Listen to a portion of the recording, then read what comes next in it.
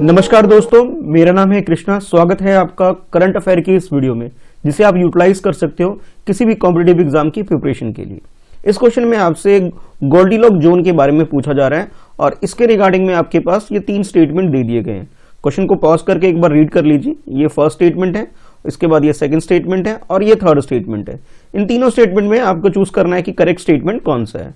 According to statement 1, Goldilock zone is the area around a star where it is not too hot, not too cold for liquid water to exist on a surface of surrounding planet. It means ये है कि Goldilock zone का मतलब ये होता है कि कोई भी ऐसा एक स्टार हो, उसके आसपास का एरिया जहां पे जो टेम्परेचर होगा ना ज्यादा बहुत हॉट होना चाहिए, बहुत ज्यादा गर्मी नहीं होगी और ना ही बहुत ज्यादा ठंडा मौसम आप कह सकते हो।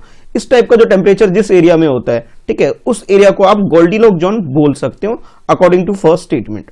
और यहाँ पे इसके सरफेस पे, यानी कि इस अगर यहाँ पे प्लानेट है तो उस सरफेस पे पानी की संभावना रहती है।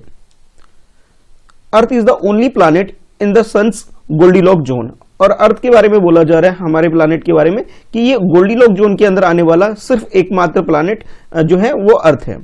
और थर्ड स्टेटमेंट में आपसे बोला जा रहा है, if a planet is the Goldilock zone of a star, it necessarily means the planet is going to have liquid water और लाइफ।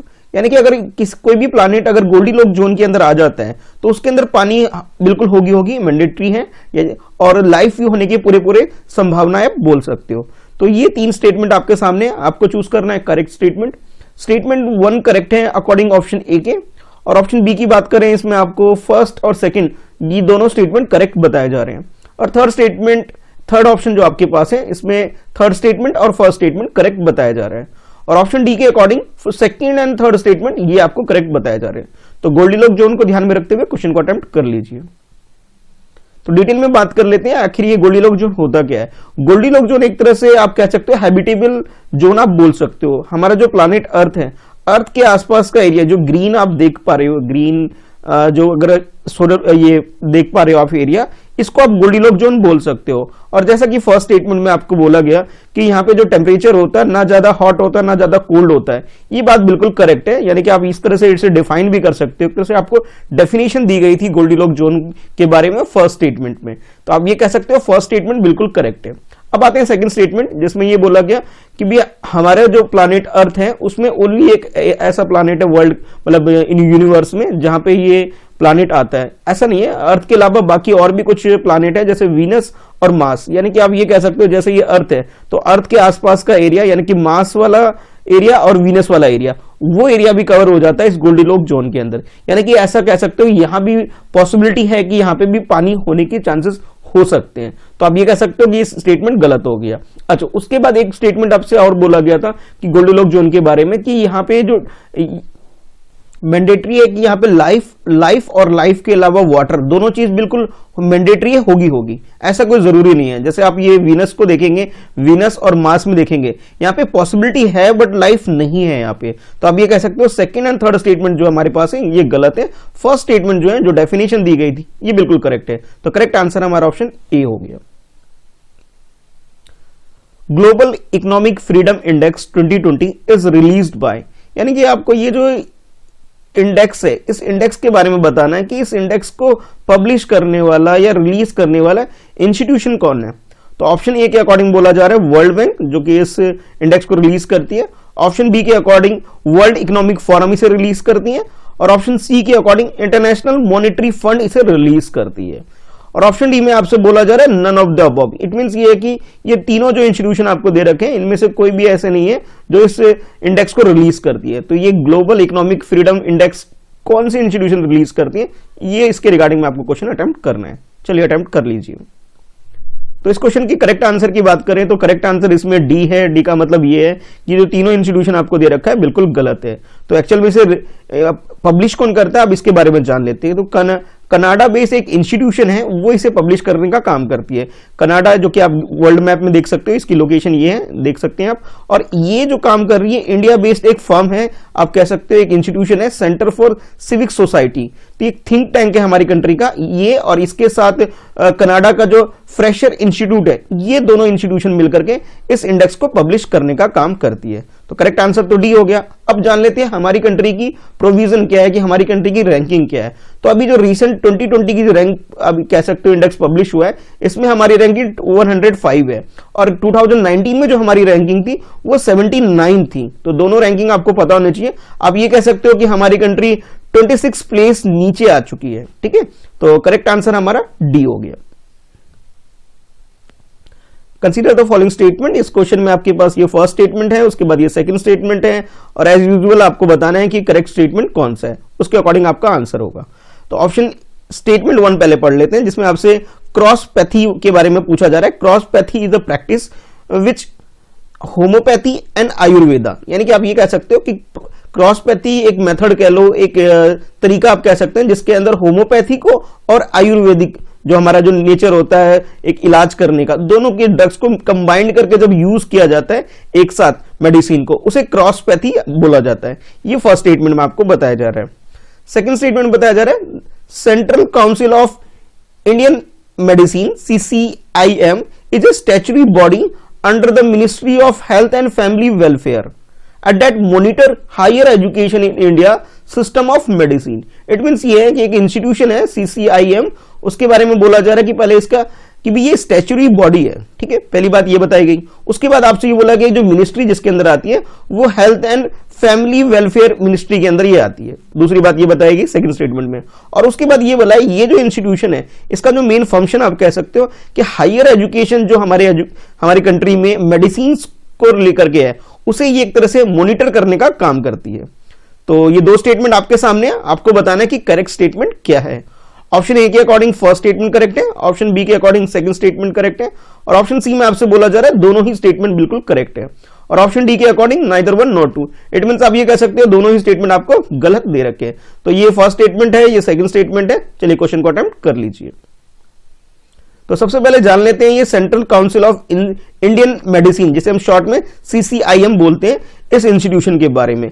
तो ये जो इंस्टीट्यूशन है इसे हमारी कंट्री में आप कह सकते हो 1971 में सेट किया गया था, सेटअप यानी कि स्टैब्लिश्ड किया गया था हमारी कंट्री में। अब न्यू दिल्ली लिखा हुआ है यहाँ पे, इट मींस आप समझ सकते हो कि हेडक्वार्टर जो इसका न्यू दिल्ली के अंदर है। ठीक है, उसके बाद अगर हम बात करें इसके बारे में डिटेल में, तो ये जो इंस्टीट्यूशन है एक स्टैच्यूटरी बॉडी है, ये बात बिल्कुल करेक्ट है, यानी कि लॉ पास करके इसे सेटअप किया गया हमारी कंट्री के अंदर। और ये जो लॉ था Indian medicine central council act 48 जो 1971 में सेट किया गया था। और ये जो मिनिस्ट्री जिसके अंदर ये आती है वो मिनिस्ट्री थोड़ा आपको ध्यान में रखना है, वो मिनिस्ट्री ऑफ आयुष के अंदर आती है। तो आप ये कह सकते हो कि सेकंड स्टेटमेंट में कुछ इंफॉर्मेशन आपको करेक्ट मिली थी, कुछ गलत मिली थी। अच्छा, उसके बाद जान लेते हैं कि भी इसका काम क्या होता है। तो जैसे आपको बोला गया था कि भी हायर एजुकेशन मेडिसिन का जो हमारी कंट्री में होता है उसे मॉनिटर करने का काम करती है। नहीं, ये बात बिल्कुल गलत है, ये काम नहीं करती है ये, बल्कि आप ये कह सकते हो इसे जो UGC के अंदर एक तरह से आप ये प्रोफेशनल काउंसिल है ये, और जो इसका ये काम है, यानी कि मेनली जो काम है यूनिवर्सिटी ग्रांट कमीशन उसका काम है ये, और ये उसका एकमात्र सिर्फ काउंसिल की तरह उसके अंदर काम करती है।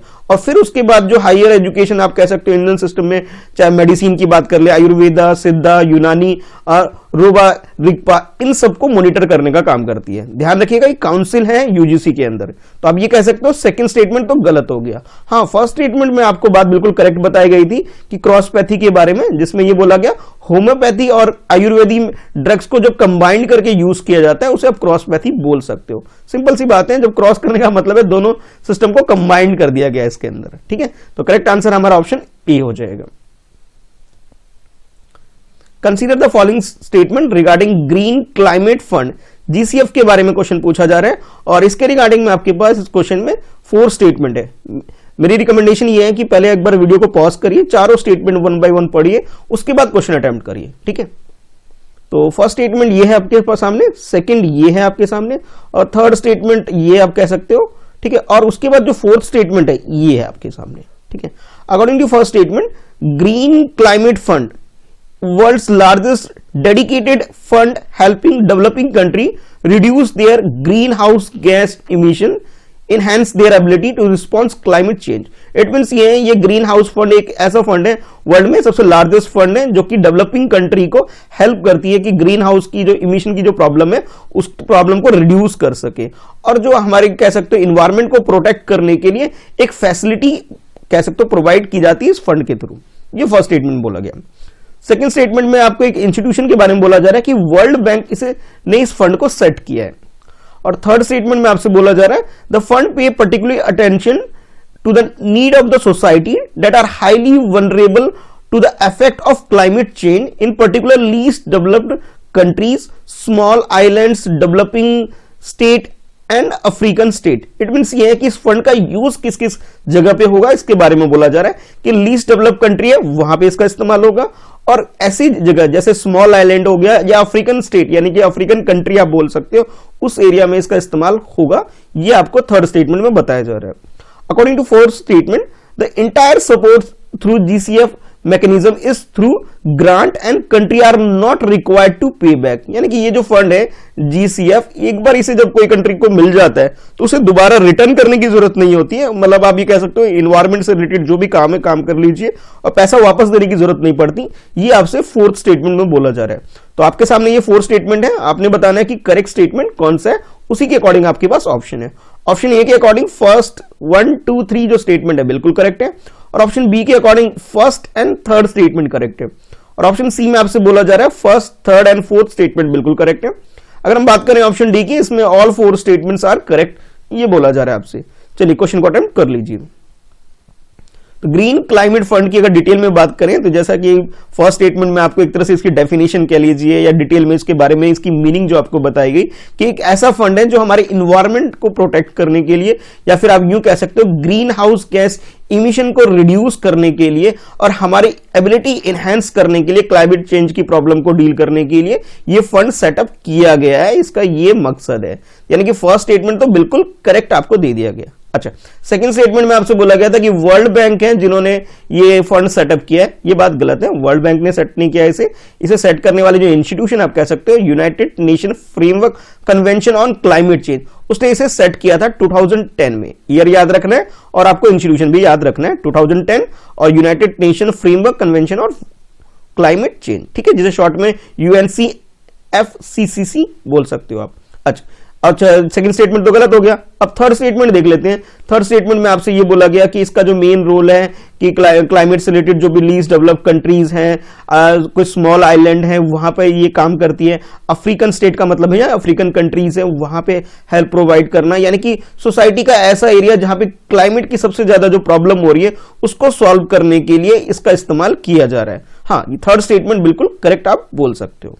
अब फोर्थ स्टेटमेंट पे आते हैं जिसमें आपसे बोला गया कि इसको रीपे करने की जरूरत नहीं होती है। नहीं, ये बात गलत है, बल्कि एक तरह से आप इसे लोन की तरह ट्रीट कर सकते हो, एक डेब्ट की तरह। बाद में इसको आपको रिटर्न भी करना पड़ेगा। यानी कि आप किसी कंट्री से ले लीजिए, अपनी प्रॉब्लम सॉल्व कर लीजिए, उसके बाद इसे रिटर्न करना पड़ेगा। तो फर्स्ट एंड थर्ड स्टेटमेंट तो करेक्ट है, सेकेंड एंड फोर्थ स्टेटमेंट गलत होने की वजह से हमारा आंसर जो हो जाएगा बी हो जाएगा। Consider the following statement regarding zero coupon bond, ठीक है, इकोनॉमिक बेस आप क्वेश्चन आप बोल सकते हो जिसमें आप जीरो कूपन बॉन्ड के बारे में पूछा जा रहा है, और ये आपके पास फर्स्ट स्टेटमेंट है, उसके बाद ये सेकंड स्टेटमेंट है। इन दोनों स्टेटमेंट में से आपको चूज करना है करेक्ट स्टेटमेंट। तो फर्स्ट स्टेटमेंट बोला जा रहा है कि zero coupon bond is the डेब्ट सिक्योरिटी दैट नॉट पे interest but interest raider a deep discount rendering a profit at maturity when bond is redeemed at its full face value. अब meaning बताता हूं मैं इसका क्या है कि जीरो कूपन बॉन्ड के बारे में बोला जा रहा है कि ये डेब्ट सिक्योरिटी नेचर का एक बॉन्ड होता है, और इसके बारे में ये बोला जा रहा है इसे जो इशू किया जाता है वो डिस्काउंट पे इशू किया जाता है, ये आपसे बोला जा रहा है। मतलब अगर 100 रुपीज का है तो ये 80 का कह लीजिए, 90 का कह लीजिए, 95 का, जो भी इसकी फेस वैल्यू है उससे कम पे इसे इशू किया जाता है। इसमें कोई इंटरेस्ट पेमेंट नहीं होती, बल्कि जब मैच्योरिटी पीरियड होता है, सपोज अगर 5 ईयर के लिए लिया गया है तो 5 ईयर के एंड में जो भी प्रॉफिट होगा आपको प्रॉफिट प्रोवाइड कर दिया जाएगा। ये आपसे बोला जा रहा है फर्स्ट स्टेटमेंट में। सेकंड स्टेटमेंट बोला जा रहा है these are the special type of bond issued only by the central government specially to a particular institution, यानी कि सेंट्रल गवर्नमेंट, यूनियन गवर्नमेंट हमारी कंट्री में इसे इशू करेगी, यानी कि आरबीआई के थ्रू आप बोल सकते हो इसे इशू किया जाता है, और बोला जाए किसी पर्टिकुलर इंस्टीट्यूशन को ही किया जाएगा, कॉमन पीपल को नहीं इशू किया जाएगा, ऐसा आप समझ सकते हो। तो दो स्टेटमेंट है, करेक्ट स्टेटमेंट चूज करना है। ऑप्शन ए के अकॉर्डिंग फर्स्ट स्टेटमेंट करेक्ट है, ऑप्शन बी के अकॉर्डिंग सेकंड स्टेटमेंट करेक्ट है, और ऑप्शन सी में आपको दोनों ही स्टेटमेंट बिल्कुल करेक्ट बताए जा रहे हैं, और ऑप्शन डी की बात करें दोनों ही स्टेटमेंट गलत बोले जा रहे हैं। चलिए क्वेश्चन अटेम्प्ट कर लीजिए। तो जीरो कूपन बॉन्ड की बात कर लीजिए। मान लीजिए इसका प्राइस अगर 100 है, तो जैसा आपको स्टेटमेंट में बोला गया, इसे डिस्काउंट करके, डिस्काउंट का मतलब इसे कट करके इसे इशू किया जाएगा, यानी कि जो भी फेस वैल्यू होगी उससे थोड़ा सा कम, 95 हो सकता है, 97, कुछ भी वैल्यू पर इससे कम होगी। ये बात बिल्कुल करेक्ट है। अच्छा, उसके बाद जो बोला गया आपसे कि इसमें प्रॉफिट ही शेयर किया जाता है, इंटरेस्ट पेमेंट नहीं किया जाता है, ये बात भी बिल्कुल करेक्ट है इसके अंदर।